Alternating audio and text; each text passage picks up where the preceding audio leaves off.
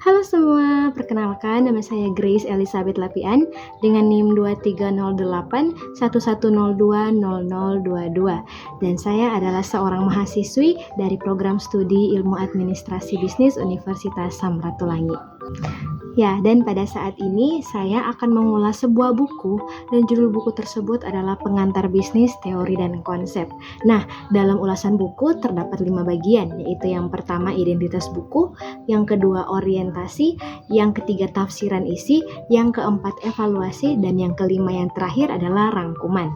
Nah, dalam video kali ini saya akan menjelaskan satu persatu bagian-bagian yang ada dalam ulasan buku. Oke, kita masuk pada bagian pertama yaitu identitas buku. Judul buku Pengantar Bisnis, Teori dan Konsep. Nah, penulis dari buku ini ada 2 orang, yaitu yang pertama Dr. Dik Harjadi SE MSI dan yang kedua Dewi Fatmasari SE MSI. Nah, untuk penerbit dari Unico Press, tahun penerbitan tahun 2015 dan hak cipta dilindungi oleh undang-undang. Jumlah halaman 220 halaman, bahasa yang digunakan adalah bahasa Indonesia, warna sampul buku, warna biru, putih, hitam, dan kuning. Nomor ISBN 978 602 7239913. Nah, pada saat ini kita masuk pada bagian yang kedua yaitu orientasi. Buku ini ditulis oleh 2 orang. Yang pertama, Dr. Dik Harjadi SE MSI. Penulis dilahirkan di kota Bandung. Semua jenjang pendidikan dari SD hingga SLTA diselesaikan di kota Kuningan.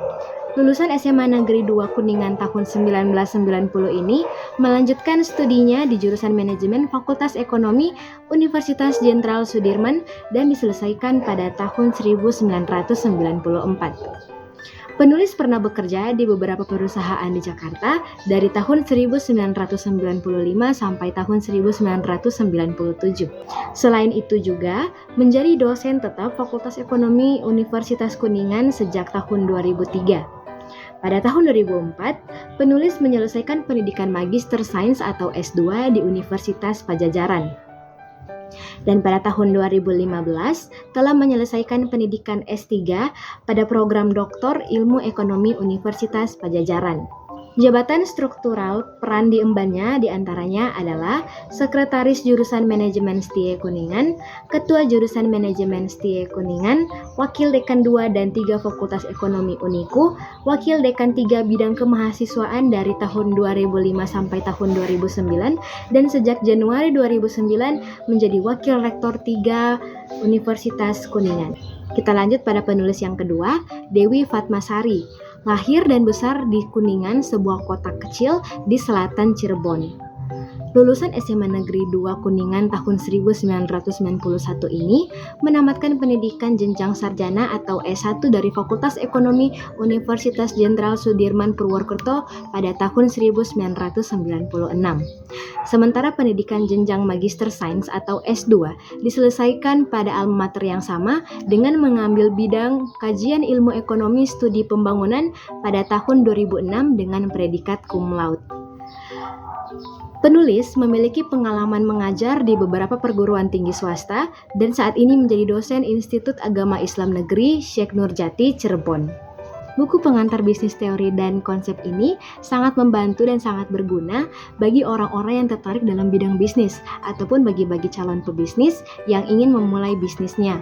Dan termasuk juga sangat berguna bagi para mahasiswa-mahasiswa yang jurusannya berkaitan dengan bisnis. Nah, pada saat ini kita masuk dalam bagian yang ketiga yaitu tafsiran isi. Buku ini memiliki 16 bab. Saya akan menjelaskan beberapa bagian bab saja karena saya mengingat waktu yang diberikan kemungkinan besar tidak akan cukup. Jadi saya hanya akan menjelaskan beberapa bagian bab dan saya akan membandingkan buku ini dengan buku pengantar bisnis yang ditulis oleh penulis yang berbeda. Kita masuk dalam bab 1 dengan judul Konsep Dasar Bisnis. Dalam bab ini dijelaskan bahwa bisnis dapat diartikan sebagai suatu kegiatan usaha individu yang terorganisasi untuk menghasilkan dan menjual barang atau jasa. Dan ada 3 kegiatan utama yang dilakukan dalam bisnis, yaitu yang pertama menyediakan barang atau jasa, yang kedua mencari keuntungan, dan yang ketiga bersaing. Nah, saat ini kita masuk dalam bab 2 dengan judul Sistem Bisnis. Dalam bab ini membahas bahwa sistem bisnis yang dijalankan di suatu negara berbeda dengan yang dijalankan di negara lain. Faktor-faktor produksi sebagai input utama dalam kegiatan bisnis terdiri dari 5 aspek, yaitu yang pertama sumber daya tenaga kerja, yang kedua sumber daya modal, yang ketiga kewirausahaan, yang keempat sumber daya fisik, yang kelima sumber daya informasi. Dan secara umum, sistem ekonomi dapat dikelompokkan menjadi beberapa kelompok, yaitu yang pertama kapitalisme, yang kedua komunisme, yang ketiga sosialisme, dan yang keempat demokrasi ekonomi. Kita masuk dalam pokok pembahasan yang kedua yang ada di bab 3 ini.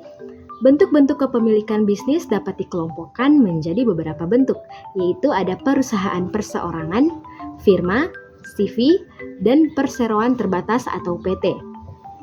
Pokok bahasan yang ketiga yang ada di dalam bab 3 ini adalah masing-masing bentuk kepemilikan bisnis memiliki karakteristik sendiri-sendiri, masing-masing memiliki kelebihan dan kekurangannya.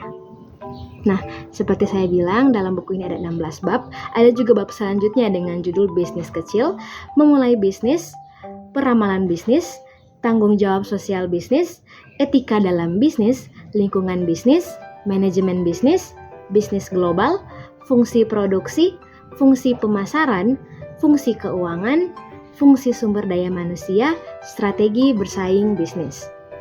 Nah, saya juga mencari salah satu buku pengantar bisnis dengan penulis yang berbeda dan saya mendapatkannya satu. Dan ada 4 orang penulis dalam buku pengantar bisnis yang satu ini, yaitu penulisnya ada 4 orang, yaitu Hadion Wijoyo, Yoyok Cahyono, Aris Arianto, dan Denok Sumarsi. Baik, pada saat ini kita masuk dalam bagian evaluasi.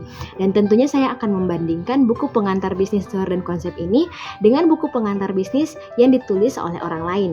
Dan saya mencari di Google dan saya mendapatkan satu dengan judul yang sama, pengantar bisnis, yang ditulis oleh 4 orang, yaitu Hadion Wijoyo, Yoyok Cahyono, Aris Arianto, dan Denok Sumarsi. Dalam kedua buku tentunya terdapat kelemahan dan kekurangan, dan juga ada kesamaan. Nah, ada beberapa kelebihan dan kekurangan dari kedua buku, yaitu yang pertama, buku pengantar bisnis teori dan konsep yang sedang saya ulas ini, saya tidak menemukan daftar isi dalam buku ini. Ketika saya mencari buku ini di Google, saya mendapatkan e-book ini, tetapi ketika saya membuka, saya tidak menemukan daftar isi. Sedangkan dalam buku pengantar bisnis yang satunya lagi memiliki daftar isi. Selanjutnya, buku pengantar bisnis hanya memiliki 9 bab, sedangkan buku pengantar bisnis teori dan konsep memiliki 16 bab, sehingga ada beberapa informasi yang lebih lengkap walaupun dalam kedua buku tidak semua babnya sama. Dan yang ketiga, untuk penjelasan dari kedua buku bisa membuat para pembaca mengerti dengan mudah, dikarenakan bahasa yang digunakan tidaklah rumit, oleh karena itu para pembaca bisa mengerti dengan mudah.